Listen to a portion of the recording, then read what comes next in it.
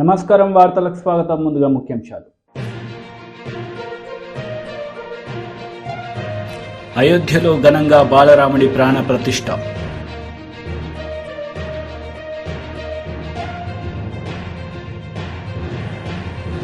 YS Sharmila press meet. BJP down down అంటూ నినాదాలు.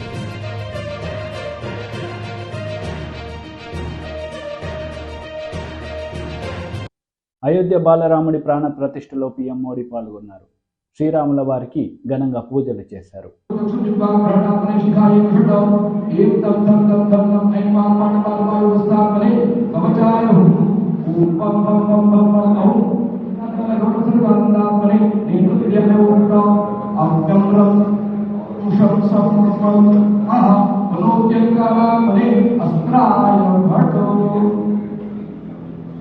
एवं आत्मनिकृत्वा हस्तं प्रक्षाल्य देवी विद्यादेवस्य कपोलो हृदयेन अंकुष्टं दत्त्वा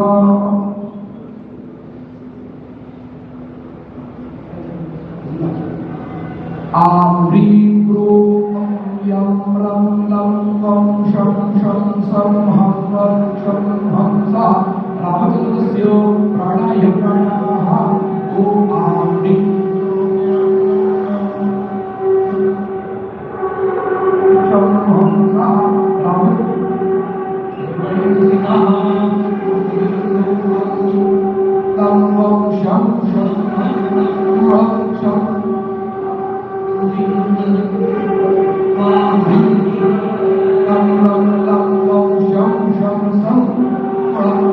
ये दोनों हेलीकॉप्टर अब सरयू मैया और राम की पैड़ी की ओर जाएंगे। वहीं पर संपूर्ण भारत और संसार के मीडिया कर्मी अर्थात electronic media, print media, social media, YouTubers सब वहीं पर एकत्रित हैं।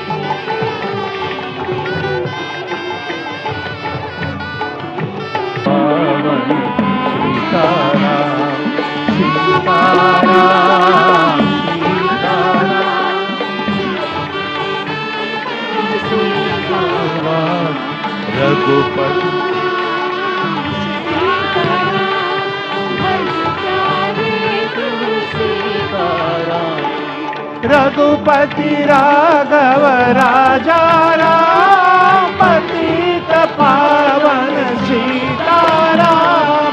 रघुपति राघव राजा राम पतित पावन सीताराम। प्यारे तू सीताराम सीताराम सीताराम भज प्यारे तू सीताराम रघुपति राघव राजा राम पतित पावन सीताराम रघुपति राघव राजा राम पतित पावन सीताराम रघुपति राघव राजा राम पतित पावन सीताराम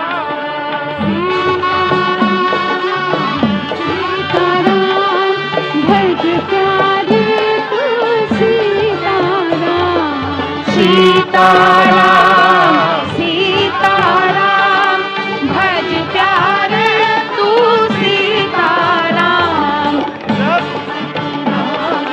राजा राम पतित पावन सीताराम सीताराम सीताराम भजवारे तू सीताराम सीताराम सीताराम भज प्यारे तू सीताराम रघुपति राघव राजा राम पतित पावन सीताराम అయోధ్యలో బాలరాముడి ప్రాణ ప్రతిష్టలో పీఎం మోడీ పాల్గొన్నారు. ఈ సందర్భంగా ఆయన ప్రసంగించారు. देश में उमंग और उत्साह बढ़ता ही जा रहा था।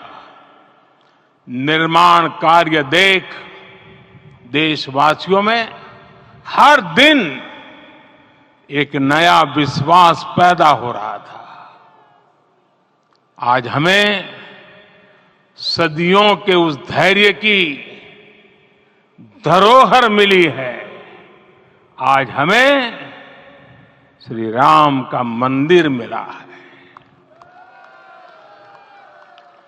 गुलामी की मानसिकता को तोड़कर उठ खड़ा हो राष्ट्र, अतीत के हर दंश से हौसला लेता हुआ राष्ट्र ऐसे ही नव इतिहास का सृजन करता है। आज से 1000 साल बाद भी लोग आज की इस तारीख की, आज के इस पल की चर्चा करेंगे। और ये कितनी बड़ी राम कृपा है कि हम सब इस पल को जी रहे हैं, इसे साक्षात घटित होते देख रहे हैं। आज दिन दिशाएं दिगंत सब दिव्यता से परिपूर्ण है। ये समय सामान्य समय नहीं है। ये काल के चक्र पर सर्वकालिक शाही से अंकित हो रही अमिट स्मृति रेखाएं हैं। साथियों, हम सब जानते हैं कि जहां राम का काम होता है वहां पवन पुत्र हनुमान अवश्य विराजमान होते हैं। इसलिए मैं राम भक्त हनुमान और हनुमान गढ़ी को भी प्रणाम करता हूं। मैं माता जानकी, लक्ष्मण जी, भरत, शत्रुघ्न सबको नमन करता हूं। मैं पावन अयोध्यापुरी और पावन सरयू को भी प्रणाम करता हूं। मैं इस पल दैवीय अनुभव कर रहा हूं कि जिनके आशीर्वाद से ये महान कार्य पूरा हुआ है। वे दिव्य आत्माएं, वे दैवीय विभूतियां भी इस समय हमारे आसपास उपस्थित है। मैं इनसे भी दिव्य चेतनाओं को भी कृतज्ञता पूर्वक नमन करता हूं। मैं आज प्रभु श्री राम से क्षमा याचना भी करता हूं। हमारे पुरुषार्थ, हमारे त्याग, तपस्या में कुछ तो कमी रह गई होगी कि हम इतनी सदियों तक ये कार्य कर नहीं पाए। మాజీ మంత్రి నిరంజన్ రెడ్డి మీడియా సమావేశం నిర్వహించారు. ఈ సందర్భంగా పలు అంశాలపై ఆయన మాట్లాడారు. సాగుతూ వచ్చినటువంటి తెలంగాణ భవన్లో సాగుతూ వచ్చినటువంటి బీఆర్ఎస్ పార్టీ సమీక్షా సమావేశాలు అత్యద్భుతంగా జరిగినాయి. ఇవాళ ఆఖరు నల్గొండ పార్లమెంటరీ నియోజకవర్గ పరిధిలోని నాయకులు, ప్రజాప్రతినిధుల సమీక్ష సమావేశం జరిగింది. 22 వరకు, అంటే దాదాపు గంటల్లో లెక్కేస్తే 125 గంటల పాటు నిర్వహించుకున్నాం. మా వాళ్ళు నిర్వాహకులు సమయాన్ని కూడా రికార్డ్ చేసినారు. ప్రతి అసెంబ్లీ నియోజకవర్గ పరిధి నుంచి ఆ నియోజకవర్గ కోర్ లీడర్షిప్ ఇందులో పాల్గొనడం జరిగింది. సగటున 75 నుంచి 100 మంది చొప్పున. ముఖ్య ఉద్దేశం క్షేత్రస్థాయి నుంచి పార్టీ శ్రేణుల యొక్క ఫీడ్బ్యాక్, వాళ్ళ మనోగతం. ఎందుకంటే వీళ్ళు నిత్యం కార్యకర్తలు, నాయకులతో పాటు ప్రజల మధ్యలో ఉండేటువంటి వాళ్ళు కాబట్టి మొదటి రౌండ్లో ఈ అనుభవం గడించినటువంటి వాళ్ళు కానీ, ప్రజాప్రతినిధులుగా ఉన్నవాళ్ళు కానీ, కొంత బాధ్యతను మోసినటువంటి వాళ్ళు కానీ, వీళ్ళందరినీ కూర్చోబెట్టి వాళ్ళతో చర్చిస్తే వాళ్ళ ఫీడ్బ్యాక్ వస్తుంది అనేటువంటి ఉద్దేశంతో ఆ రకంగా వాళ్ళ ఫీడ్బ్యాక్కు శ్రీకారం చుట్టడం జరిగింది. ఈ సుమారు 10 ఏళ్ల పాలన, ప్రభుత్వ పరంగా చేసినటువంటి కార్యక్రమాలతో పాటు పార్టీ పరంగా చేసిన కార్యక్రమాల మీద కూడా వాళ్ళ అభిప్రాయాలను, సూచనలను కోరడం జరిగింది. వారు వెలుబుచ్చడం జరిగింది. ప్రతి ఒక్కరూ తమదైనటువంటి శైలిలో, తమదైనటువంటి ఎటువంటి సూచన ఇచ్చినా దాన్ని పార్టీ స్వీకరించింది. నిస్సంకోచంగా, నిర్మోహమాటంగా, నిరభ్యంతరంగా, నిర్భయంగా వాళ్ళ సూచనలు నివేదించడం జరిగింది. అవన్నీ కూడా రికార్డ్ చేసుకోవడం జరిగింది. ఇవన్నీ కూడా భవిష్యత్తులో అవసరమైనటువంటి మార్పు చేర్పులు, సవరణలు చేసుకోవడానికి దోహదపడేవి అని చెప్పి పార్టీ భావించే ఈ నిర్ణయం తీసుకున్నది.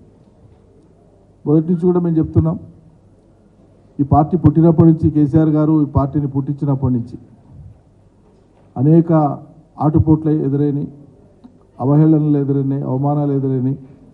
పడి లేచినాము కానీ శాశ్వతంగా పడిపోము కూడా. ఆటుపోట్లను అధిగమించినాం, సవాళ్లను స్వీకరించినాం. మరింత ప్రజా సమూహాన్ని కూడగట్టి అంతిమంగా తెలంగాణ సమాజాన్ని ఏకం చేసినాం కేసీఆర్ నాయకత్వాన్ని. అది చరిత్ర. అందువల్ల ఈ ఫలితాలు, మొన్నటి రాష్ట్ర శాసనసభ ఫలితాలు మాకేం దిగ్భ్రాంతినో లేకుంటే కృంగిపోయే విధంగానో మేము వాటిని స్వీకరించలే. గెలిచినప్పుడు ఎప్పుడు పొంగిపోలే, గతంలో కూడా. అందుకోసమే కృంగిపోలే. ఈ ఓటమి మమ్మల్ని ఏం కుంగదీయదు. అయినా ఈ ఎన్నికలలో స్వల్ప తేడా అనేటువంటిది కూడా శ్రేణులందరూ వివరించడం, మనం గ్రహించడం కూడా జరిగింది. 1.85% ఓట్ల తేడా, అంటే పోలైనటువంటి ఓట్లలో సుమారు 4 లక్షల పైచిలకు ఓట్లు మాత్రమే తేడా ఇవాళ అధికారంలో ఉన్నటువంటి పార్టీకి, మేము ప్రధాన ప్రతిపక్షంగా ఉన్నటువంటి మాకు. కాబట్టి అమాంతంగా వాళ్ళకేదో ల్యాండ్ స్లైడ్ విక్టరీ వచ్చినట్లుగా, యువతల బీఆర్ఎస్ను మొత్తంగా తిరస్కరించినట్లుగా వాళ్ళు అవహేళన పూర్వకంగా వైఎస్ షర్మిల ప్రెస్ మీట్ నిర్వహించారు. ఈ సందర్భంగా పలు అంశాలపై ఆమె మాట్లాడుతూ మోడీ డౌన్ డౌన్ అంటూ నినాదాలు చేశారు. రాహుల్ గాంధీ గారు భారత్ జోడో న్యాయయాత్ర మొదలు పెట్టారు. అంతకు ముందు చేసిన భారత్ జోడో పాదయాత్రలో రాహుల్ గాంధీ గారు 4000 కిలోమీటర్లు పైగా పాదయాత్ర చేస్తే అడుగడుగున ఎక్కడ వీలైతే అక్కడ కాంగ్రెస్ పార్టీకి వ్యతిరేకంగా ఉన్న ప్రభుత్వాలు అయితేనేమి, బీజేపీ అయితేనేమి దాడులు చేశారు. కొట్టడం కూడా, కట్టలతో కొట్టడం కూడా చేశారు. అనేక రకంగా హింసించడం జరిగింది. నిన్న అస్సాంలో రాహుల్ గాంధీ గారు స్వయంగా భారత్ జోడో న్యాయయాత్ర చేస్తుండగా హఠాత్తుగా బీజేపీ గుండాలు గుంపులు గుంపులుగా వచ్చి భారత్ జోడో న్యాయయాత్రలో పాల్గొంటున్న వాళ్ళని మీద దాడులు చేసి వాళ్ళను గాయపరచడం జరిగింది.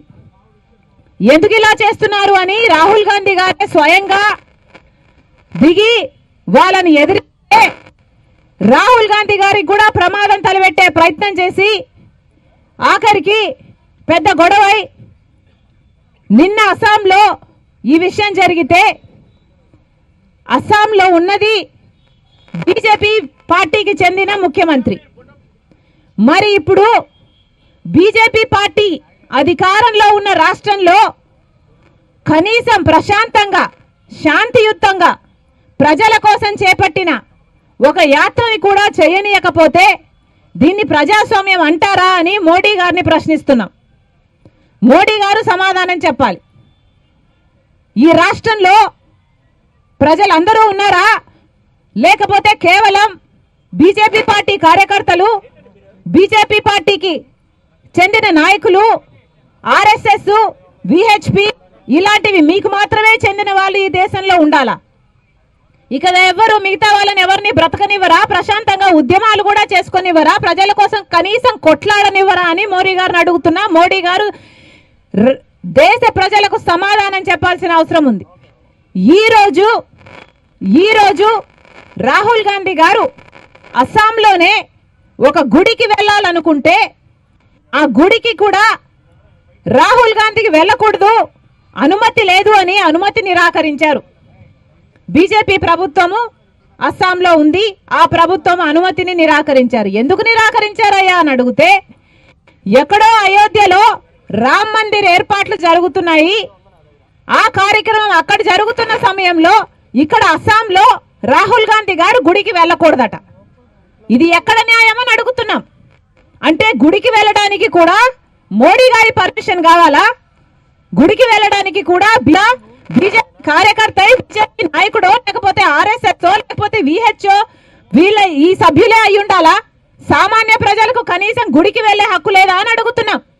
ఎందుకు నిరాకరించారో మోడీ గారు, అస్సాం చీఫ్ మినిస్టర్ సమాధానం చెప్పాల్సిన అవసరం ఉంది. ఇలా అడుగడుగున నిరంకుశ పాలన, ప్రతి చోట ఎక్కడ వీలైతే అక్కడ ఎలా మిగతా ప్రజల్ని, మిగతా పార్టీలను ఎలా తొక్కగలిగితే అలా ఇంత నీచమైన పరిపాలన చేస్తుంటే దీని డెమోక్రసీ అని ఎలా అంటారు? BJP down down, BJP down down, BJP down down, BJP down down, BJP down down, BJP down down, down down, Modi down down, down down BJP. Congress leader Mallu Ravi press meet నిర్వహించారు. ఈ సందర్భంగా పలు అంశాలపై ఆయన మాట్లాడారు. కొత్తగా మతం మారినటువంటి వ్యక్తి ఒంటి నిండా పంగనామాలు పెట్టుకుంటారు అన్నట్టుగా ఈ అస్సాం ముఖ్యమంత్రి కాంగ్రెస్ పార్టీలో మంత్రిగా పనిచేశాడు. కాంగ్రెస్ పార్టీ నుంచి పార్టీ మారి బీజేపీలో పోయి శర్మ గారు అక్కడ ముఖ్యమంత్రి అయ్యి ఏ రాష్ట్రంలో కూడా భారత్ జోడో యాత్రలో ఎక్కడ యాత్ర మీద దాడి జరగలేదు. 4500 కిలోమీటర్ల పాదయాత్ర చేస్తే ఎక్కడా జరగలేదు. ఇక్కడ బస్ యాత్ర పాదయాత్ర రెండుతో అస్సాం రాష్ట్రంలోకి వస్తే ఈ పాత కాంగ్రెస్ నాయకుడు కొత్త బీజేపీ నాయకుడు బీజేపీ మోడీకి నేను మామూలు బీజేపీ కంటే ఎక్కువ పెద్ద అని చూపించడానికి రాహుల్ గాంధీ పాదయాత్ర బస్ యాత్ర మీద దాడి చేయటం జరిగింది. దాని మీద తీవ్రంగా మేము ఖండిస్తున్నాం. దాన్ని కాంగ్రెస్ పార్టీ కార్యకర్తలు అక్కడున్న ప్రజలు తీవ్రంగా వ్యతిరేకించి వారి బస్ యాత్ర కొనసాగుతుంది. ఎన్ని అడ్డంకులు వచ్చినా అక్కడ దేవాలయ సందర్శనం కూడా అస్సాంలో రాహుల్ గాంధీ గారు చేశారు. రాహుల్ గాంధీ గారు కాంగ్రెస్ పార్టీ నుంచి ఏ రకంగా అయితే అస్సాంలో దేవాలయం సందర్శించారో, రామాలయం ప్రారంభోత్సవానికి ముందు తమిళనాడులో ఒక దేవాలయం, కేరళలో ఒక దేవాలయం, ఇంకా వేరే దగ్గర దేవాలయాల్లో మన ప్రధానమంత్రి గారు కూడా వారు కూడా ఆ దేవాలయాల్ని సందర్శించి దేవుడు దర్శనం చేసుకుని దేవుణ్ణి ప్రార్థించారు. అదే రకంగా కాంగ్రెస్ పార్టీ కూడా ఈ పాదయాత్రలో రాహుల్ గాంధీ భారత్ జోడో న్యాయ యాత్రలో కూడా ప్రజలందరికీ మేలు జరగాలని ఆ రాముని కోరుకుంటున్నారు. మార్గమధ్యంలో వచ్చిన భారతీయ దేవాలయాలన్నింటిలో కూడా రాహుల్ గాంధీ గారు వారితో పాటు కాంగ్రెస్ పార్టీ నాయకులందరూ ప్రజలకు మేలు జరగాలని, న్యాయం జరగాలని కోరుకుంటున్నారు.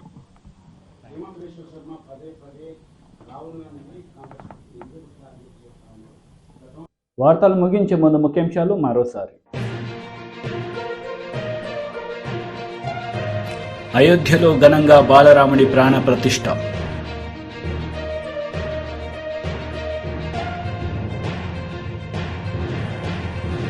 YS Sharmila press meet. BJP down down అంటూ నినాదాలు.